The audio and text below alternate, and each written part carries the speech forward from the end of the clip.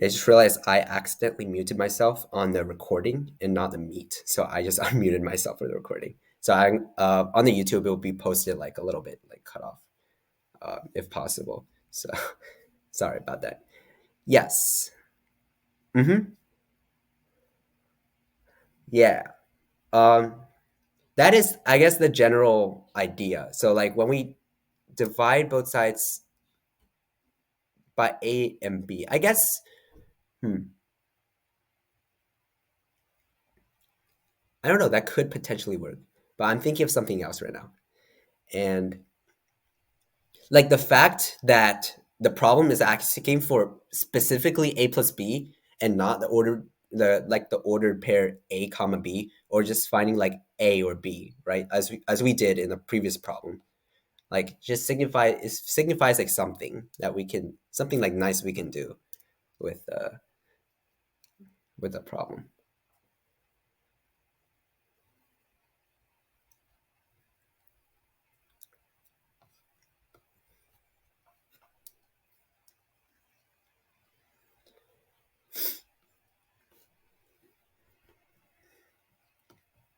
Yeah. So if we want to think about this problem, right, we always want to like notice like what we want to try to do. So like when we think about finding A plus B, we can one method. Our first instinct might be just to solve for A and B,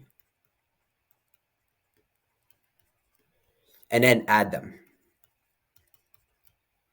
So that's one method of approach, and we can do that. It's just like that there are just like huge numbers that we have to multiply or divide and add subtract. It just gets kind of a little messy. So it's so so let's just try to think of another like approach, right? Because this problem asks us to find A plus B. Um, is there something that we can do to both equations to kind of like force that expression?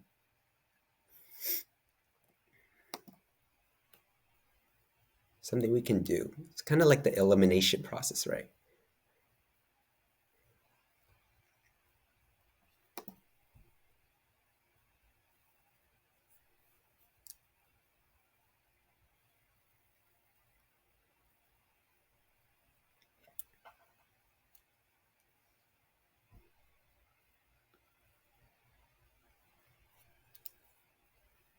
Well, here's an interesting idea. Let's you know, let's see like how the numbers play out. So 3, 7, 5, 1. Isn't it kind of like interesting how like 3 plus 5 equals 7 plus 1? Let me write that down. 3 plus 5 equals 7 plus 1. So let's see what happens when we add them. So the first equation is 3a plus 7b equals 1977, and 5a plus b equals 2007. Then that's our second equation. So what if we like add them? We're actually for certain going to get the same coefficient of a and b, because we know that like 3 plus 5, and that's just 8. So the coefficient of our sum is going to be 8, and 7 plus 1 is also going to be 8. So our coefficient of b is also going to be 8. And look what we did there, right? We, yes, yes, Celine got it. We add both sides of the equation. We add both of the equations and then divide by 8, because when we add both equations, we actually force both coefficients of the variables to be the same. And that's basically just a plus b scaled up by like a constant. So it's just like ka plus kb, which we can obviously factor out the k to get like k times a plus b, and then you can just divide by k. So so like finishing with the right hand side, right? This will be 3984. And that is our right hand side, which is just a constant. So if we divide, actually, just to make it more clear, we can just factor out the 8 from the a plus b. and then divide by 8 on both sides to get a plus b equals 3984 divided by 8. And then before we, go on and uh, do like the standard like division thing. I mean, we could, right? It's not. I'm not saying like it's a wrong process. Sometimes it's kind of like nice to like look around and see if you can like play around with the numbers. So I'm gonna write it as 4,000 minus 16 over 8, and then writing it like that is kind of like easy to see uh, like how the numbers just play out very, very nicely, because when you divide 4,000 minus 16 by 8, you get 500 minus, because 4,000 divided by 8 is 500, minus 16 divided by 8, which is 2. And you get, this is just simple arithmetic problem, which is 498. Obviously, you can check it like using this method too. But sometimes it's kind of nice in like the AMCA if you like write, if you kind of like see these like small things that can help you with the arithmetic. So yeah, and a plus b is 498, and that's our answer. So sometimes we can a good strategy is to like notice like how can we work like backwards from the sum that we want, and do something like by adding or subtracting or multiplying or dividing our expressions to get like one form, right? One form of the expression that we actually want. Because remember that when we added both of the equations, we got like a constant multiple of a plus b, and then we can just divide out that constant multiple and get what we want directly, like without even having to solve for a and b. So that's actually kind of like a nice problem, um, nice problem to like try out. And sometimes like in systems of equations, a common theme is that sometimes you don't even need to solve for a and b. So sometimes you don't need to solve for AB. And then the key step is like finding what you want.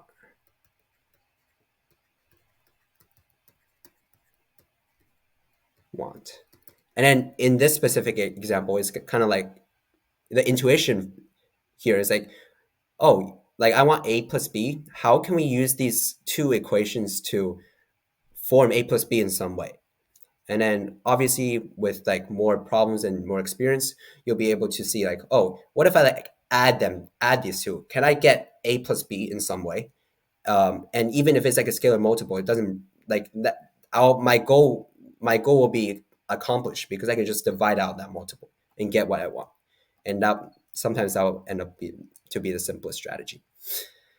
All right. Let's see. Yeah, so we're gonna work through some more. I think we did this problem last week. I think Sid did this problem last week. So let's just try a few more systems of equations. And as a half hour is approaching, I'll start off with this problem, and if I ran out of time, Sid will finish. So let's try this problem. Yeah, okay. So on a farm, there are pigs and chickens. The total number of animals is 24, and the total number of legs is 76. How many pigs and how many chickens are on the farm?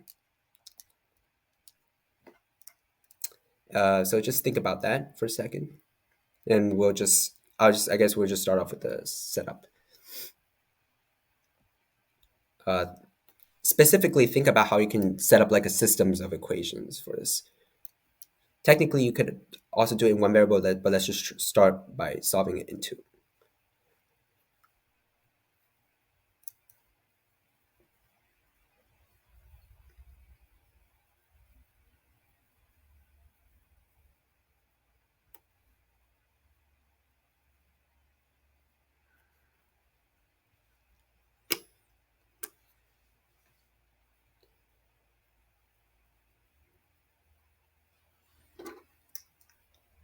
Right, cool.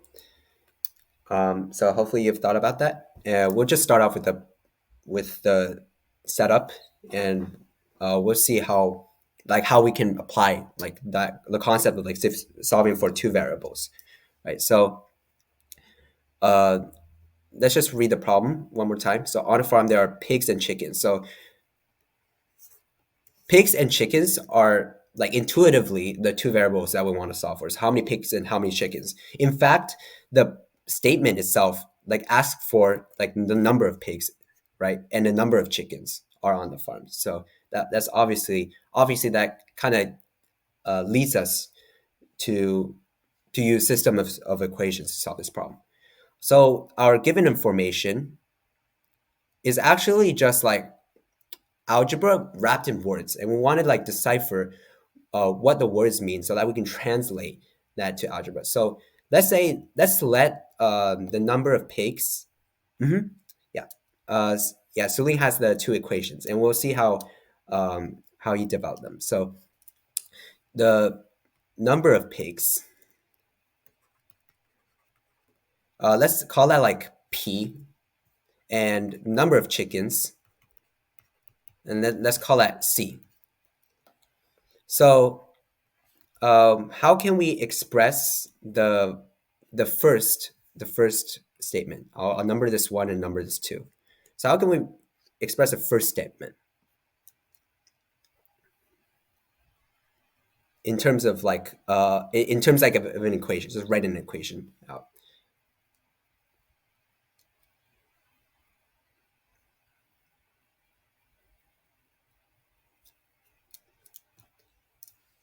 So the first equation, right? It gives you the total number of animals is 24. So we can actually just write P plus C equals 24.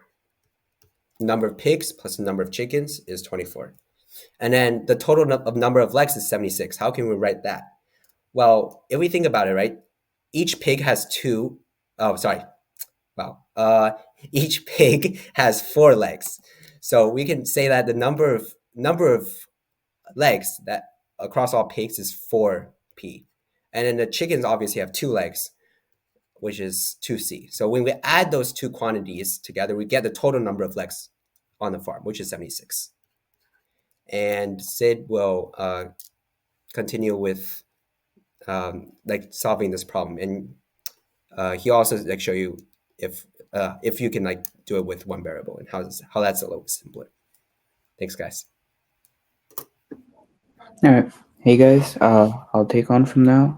So basically, we'll work on solving this one variable equation or this systems of equations. Just give me a sec. I have to like share my screen. So you guys can see my screen, right? Okay, wait. Let me get to the problem. All right. Yeah. Can you guys see it? Okay. Right. Looks good.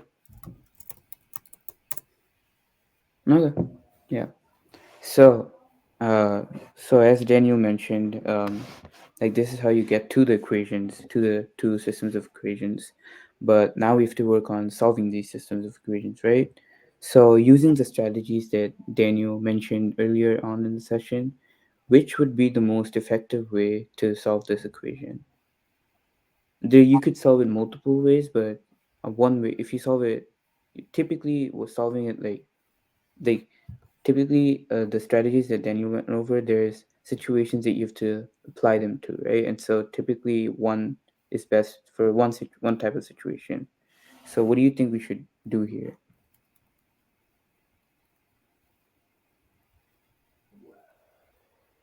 Uh, so I mean, what I'd like to do here is we can obviously go ahead and substitute, but uh, I think that if you I'll save that on for a later thing that I want to discuss about this problem.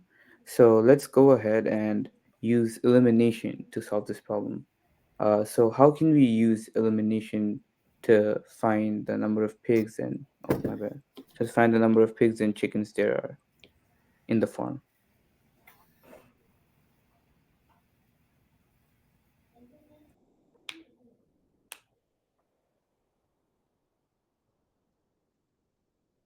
All right. So something that you can do here is, since you see the 4p plus 2c equals 76, um, what you can do here, it's not totally obvious, but you can basically divide this equation by 2 to get this. Because if you divide both sides by 2, you get what I got in the later step, which is 2p plus c equals 38. But and the reason why I wanted to do that is because in the first equation we have p plus c equals 24. So if we say p plus c equals 24, we can see that if we use elimination, then it's really easy to just get the value of p without dividing by a constant, multiplying by a constant, anything like that. Because if you subtract 2p plus c equals 38, and if you subtract p plus c from that, subtract both of these equations, you see that the c's cancel out, and it's just p equals 14, right? So um, we didn't have to like, because if you kind of, what you could have done here is you could have like multiplied p plus c equals 24 by 2, and then you could have done the whole process, but then you'd have to also divide by 2 at the end. And so what I did is that I just did that in the beginning and got it over with so that you can just get the final answer straight on, right? So that was my reason for kind of dividing 4p plus 2c by 2. And now that we see that p equals 14, we can use this equation, because obviously you can also use this equation, but as you can see, 4p plus 2c equals 76. Why not just use p plus c equals 24? That's much easier to calculate the value of c from, right? Because you don't have to deal with all the 4 times and then 2 times, right? So if we do that, we can see that p plus c equals so p plus c equals 24, and substituting the value of p in here, we can see that c equals 10. And you can go ahead and verify that this actually checks out. So I'll just do a quick check. So 4p plus 2c equals 76. If we say that p equals 14, we get 4 times 14 plus 2c is going to be 2 times 10, which is 20. So 56 and 20 makes 76. So it checks out, right? But why I didn't want to use substitution earlier on is because we can actually do this whole problem with just one variable, and we didn't actually need two variables. This is because we see that the total number of animals is 24, right? So if we say that the number of pigs is p, as Daniel says here, the number of chickens is c, but what can you also say c is in terms of p? C is just going to be 24 minus p, right? Because in this farm, there's only pigs and then there's chickens. So if you say that the number of pigs is p, then you know that the total number of animals is 24. So you can say that the rest are basically chicken, right? Because there's only pigs and chickens. So if some portion is pigs, then the rest has to be chicken. So if you say that the number of pigs is p, then you say that the rest is just going to be 24 minus the number of pigs, and that's the number of animals left, which are chickens. So and then you could have done p. So you could have said p, and the number of chickens is 24 minus p, and you could have established this equation in terms of. So you could have established this equation in terms of p, and then c being 24 minus p, and then you just have to solve one variable linear equation. Obviously this would get you the same answer. So I mean, I personally prefer the earlier way where you just use one variable, because I have to like just solve like a one variable linear equation instead of worrying about two different variables. But it's up to you guys, and like it's definitely just a thing of choice. Maybe solving it one variable will be a bit faster in this problem, but uh, if you like the if you like the way of using two variables and actually establishing a system of equation, and then doing and solving in terms of p and c, then that's fine as well. um so we're gonna, oh, did my thing freeze? Okay, yeah. So I think there was a problem. Yeah. So this is a similar problem with systems of variable approach, and there being a one variable linear equation approach as well, similar to what we saw in the earlier problem. So I'm just gonna go through this real quickly. But before I go through this, does anyone have any initial ideas on how we can start this problem, and what are equations or systems of equations could be?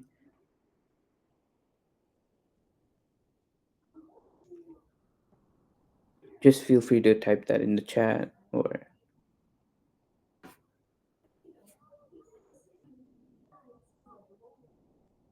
so Uh, I hope all of you just had time to read the problem. The problem basically says, in a mathematics contest with 10 problems, a student gains 5 points for a correct answer and loses 2 points for an incorrect answer. So if Olivia answered every problem on the test, does that mean she answered all 10 problems, and her score was 29? How many correct answers did she have, right?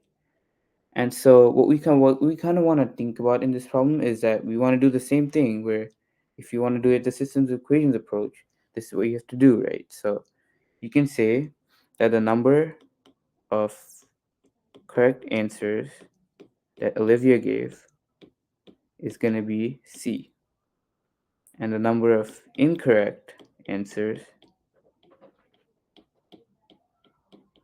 is going to be I, right? And so, what we kind of want to think about in this, yeah, exactly, as Suling mentioned in the chat, um, the number of correct answers and the number of incorrect answers have to add up to 10, because it says it's in a mathematics contest with 10 problems, and then Olivia also answers every single problem. So, um, as Suling mentioned, the first equation is going to be C plus I equals 10, because this is the number of correct answers, this is the number of incorrect answers, and since she answers everything, uh, it's going to be 10, because that's the total number of problems on the test. But now we kind of want to think about, yeah, as Suling mentioned again, we're going to walk through that approach. So, as we see in the later part of the sentence, it says that the student gains 5 points for a correct answer and loses 2 points for incorrect answers, right? For an incorrect answer. So what that says is that for every correct answer that she gives, she gains 5 points, right? And for every incorrect answer that she gives, she loses 2 points. And their net score, so the net number of points or total number of points, is going to be 29. So what we kind of want to establish for this equation is 5c, right, minus 2I is going to be 29, because 29 is the total number of points. She gets correct C amount of questions, so she gains like 5 times the C amount of points, because for one correct answer, she's going to get 5 points. So for C correct answers, she's going to get 5 times C points. And the similar logic for 2I, but I feel like this is where a lot of people are going to make mistakes, where there's going to be some people are going to say 5C plus 2I equals 29, and that's wrong, right? Because she doesn't gain 2 points on an incorrect answer, she loses 2 points on an incorrect answer. And that's definitely going to be a silly mistake that people make on this test. So just make sure you guys actually read the problem and how it says loses, right? So 2 points, so subtraction. And now we want to kind of solve this equation. And what I'd recommend for this is that you can't really divide this equation, because there is no common factors between C and I. So what I'd recommend you do is that you multiply this equation by 5, or you could use substitution, but again, I'm gonna show you guys why. No, I mean, I'm not gonna do that now, because I want to demonstrate something else, right? So 5C plus 5I is going to be 50, as we saw here. And then 5C minus 2I is going to be 29, right? So we can solve for the number of incorrect answers that she gets, because we can subtract this equation from this equation. So we're going to see that 5c cancels out, and then the 5i, and then the negative negative 2i is going to be a positive 2i. So you can add 5i and 2i, and you get 7i equals 21, because you subtract 50 minus 29, right? Which is 21, and then you get I equals 3. And you can actually look at c plus I equals 10, as we established earlier on, and since I equals 3, you can see that c equals 7. So Olivia gets 7 correct answers, so the answer is C. So, hey, C and the number of correct answers. Yeah. But C equals 7, and so Olivia gets 7 correct answers in this problem, right? And this is what I wanted to demonstrate again, is that you could have solved all of this with just one variable, as we did in the earlier problem, where you could have said that the number of correct answers is C, and then the number of incorrect answers, just like the earlier problem, is going to be 10 minus C, because there's 10 problems, you can answer C correct problem, so there's going to be 10 minus C that she's going to leave incorrect, because she doesn't leave anything blank, right? So 10 minus C incorrect answers. So yeah, so that's, again, that's a thing of choice. I personally would probably choose the one variable linear equation approach, but if you guys like the systems of equation approach, then you guys are free to do that as well. It's just a thing of choice. I think I went over this problem last time, so I'm just gonna go over this problem. So I think there's something to cover here before we kind of jump into this problem. So I'll just start covering that, and then we'll get started with this problem. So something to note here is that in order to solve this problem and like find the largest power of 2, that is a divisor of 13 to the 4 minus 11 to the 4, we can actually think about this one I guess identity that a lot of us math competitors know, and it's definitely something that's going to show up a lot, not just in the AMCA, obviously in the AMCA, but not just there. It shows up in the SAT. It shows up in AMC 10 and 12 if you plan to take that later on. So you guys should definitely know this, right? So basically, the uh, identity to remember here is that A plus B times A minus B, where A and B are two, uh, you know, numbers, I guess, um, is gonna be A squared minus B squared. And I think that's fairly easy to see if you just kind of expand the equation. So we can do that here. So we can get that A squared, right, minus AB, if we multiply these two quantities, and then plus AB, right, minus B squared. If you expand this equation out, this is what you get. And you see that AB cancels out, so we're just left with A squared minus B squared. And I think this is very important, and you guys should definitely know this moving forward. So A plus B times A minus B is going to be A squared minus B squared. This is something that we called difference of squares. So difference of the squares of two numbers is going to be the addition of those two numbers multiplied by the difference of those two numbers, if that makes sense to you guys. And so knowing this, we can look at this expression, 13 to the 4 minus 11 to the 4.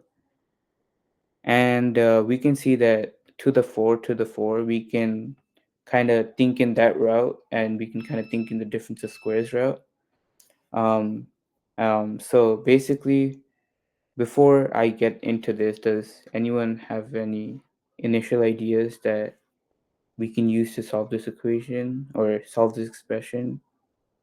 Simplify it even, because okay, yeah, that's good. So as Suling was saying, we can actually think of 13 to the 4 as 13 squared, which is going to be 169 squared, and then 11 to the 4 as 11 squared, because when you kind of take this expression and then you square it to another number, say like 2, this exponents multiply. So you're going to get 11 to the 4, right? So that's going to be 121 squared, right? So well, we can do that, and then we just get that 13 to the 4 minus 7 to the 4 is going to be, oh, 169 squared minus 121 squared. And yeah. So um so basically what we can, not quite, I think, but it's on the right track. So um 169 minus 169 squared minus 121 squared, again we can look at this equation, this identity. I'll write it fresh down below here, is um a squared minus b squared, right? So a is going to be 169, a is going to be 169, and b is going to be 121, and you can think about it like that. And so this is going to be a plus b times a minus b. So a is 169, b is 121. And so we can use the sum of those two numbers and multiply that by the subtraction of the two numbers. So we're going to get 169 plus 121. Oh, I don't know, the pen's malfunctioning. Okay. Times 169 minus 121. And I think Suling just made a subtraction mistake here, or an addition mistake here. But 169 plus 121 is gonna give us 290, right? And then 169 minus 121 is gonna give us 48. And you guys are free to check my work, but that's what it comes out to. So 13 to the 4, we broke it up into 169 minus 121 squared, which we got through this using a property of exponents, right? And then we can use the identity that I expressed here. You can say a equals 169, b equals 121, and you can kind of add those two quantities and then multiply that by the difference of those two quantities. And so this is the product of 13 to the 4 minus 11 to the 4. Now we have to find the largest power of 2 that is a divisor of this, right? So we can see that so first of all, let's tackle 290, right? 290 is going to give us 2 times 145, right? So we have 1 power of 2 in 2 times 145, right? And in 48, we can see 48 is going to be 16 times 3. And what's 16? 16 is 2 to the power of 4 times 3. So if you multiply 290 and 48, 290 is 2 times 145, 48 is 2 to the 4 times 3.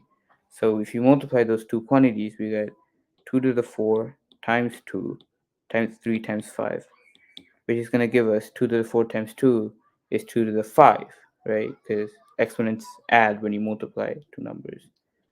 So it's going to be 32, or yeah, 2 to the 5 is 32. So 2 to the 5 is 32 times 15, or yeah, times 3 times 140, my bad, 3 times 145, so whatever that is, so 3 times 145. But we're basically done here because we don't need to calculate 3 times 145. We already have our answer. It says, so what is the largest power of 2 that is the divisor of this? We see that neither 3 nor 145 is divisible by 2, and we see that otherwise 30, we can see that the factor of the largest power factor of 2 of this product is going to be 32, and so our answer is going to be 2 to the 5, or 32, which is C.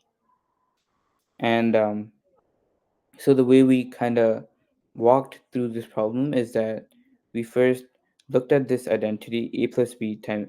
We first looked at the identity of the difference of squares, and the difference of squares is that if you take two numbers and square them, right, and you subtract those two squares, what you end up getting is the subtraction of those two squares is going to give you the product of the sum of, so subtraction of the two squares is going to give you the product of the sum of the two numbers and the difference of the two numbers. So this just the sum and the difference multiplied together. And it's a very useful thing that you should know, especially later on in your math background, and shows up in a lot of places, a lot of tests. So I definitely recommend you guys memorizing this one, for future problems and applying them. And so we kind of just, and from there we just kind of use this property of exponents to like break up 13 to the 4 and 11 to the 4, and we just kind of went from there. Is that good with everybody? Just make sure if you have any questions, just put them in the chat, and Daniel will be happy to address those questions. All right, I guess we can end our session with this problem right here. So the problem says, how many different real numbers x satisfy the equation x squared minus 5 squared equals 16? So does anyone have any ideas on how we can start this?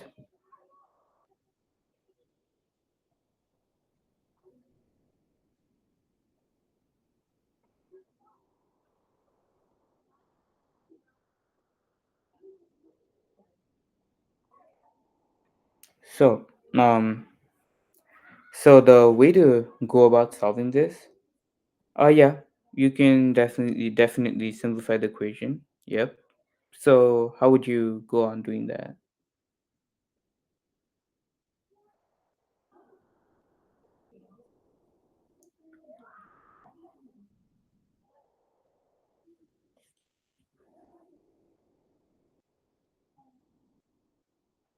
So, we can just say that x squared minus 5 here, this is a very useful trick that you guys should know, is that whenever you see some sort of like composite function such as this, where you have x squared minus 5 and then you square that, so you have this kind of function, and then you're squaring that again, and then you're setting it equal to some constant. I'd always recommend you guys to just take a variable and set it equal to a x squared minus 5. So I'm just going to say, I don't know, a, and I'm going to set that to x squared minus 5, right? So we're getting to that. So a equals, we're just going to say a equals x squared minus 5, right? And so if we plug that in here, we can get that a squared equals 16, and look how much simpler our equation looks, right? So from all this, we got it to this. And then we can see that there's two values that a can take, right? So if a squared equals 16, there's two values that a can take. First, a can be 4. And second, a can be -4. And obviously you can see that this works out because a squared equals 16. So if you get 4 squared equals 16, and -4 squared equals 16. Just always, this is a very common source of silly mistake, is forgetting this negative root. And it's very important that you remember this negative root, because otherwise you'll miss out on a bunch of solutions. So a equals -4 is a must. And so if we say that a equals 4, we now bring in this expression, and we can say x squared minus 5 equals 4, right? And adding 5 to both sides of the equation, we get that x squared equals 9. And so x equals 3 and -3, as Suling mentioned. Yeah, that's correct, right? But now we have to tackle the x squared minus 5 equals -4 route. Right? So as we mentioned, we are simplifying x squared minus 5 equals 16, squared equals 16, to a equals x squared minus 5. And so we say that a squared is going to be 16. So we say that a equals 4 and a equals -4. A is just to make the equation much simpler looking, and the solutions and the work just more organized and keeping track of the solutions, because otherwise it'd be way too messy, right? So if a equals 4, then since a actually is x squared minus 5, we say x squared minus 5 equals 4, and we get the two solutions for x. But a can also be negative 4.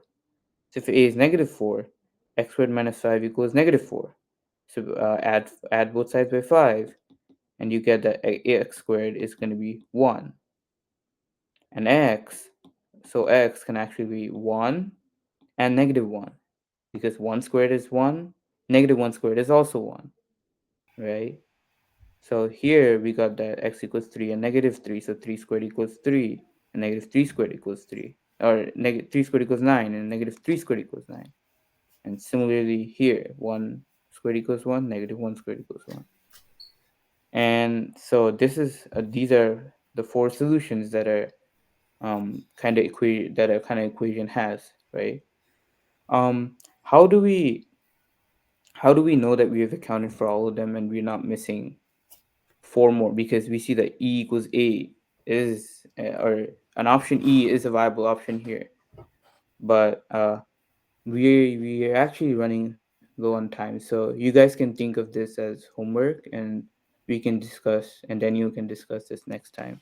But from what we discussed, and our answer is going to be D or 4. So we'll post this in the website. Thank you guys, and have a nice day.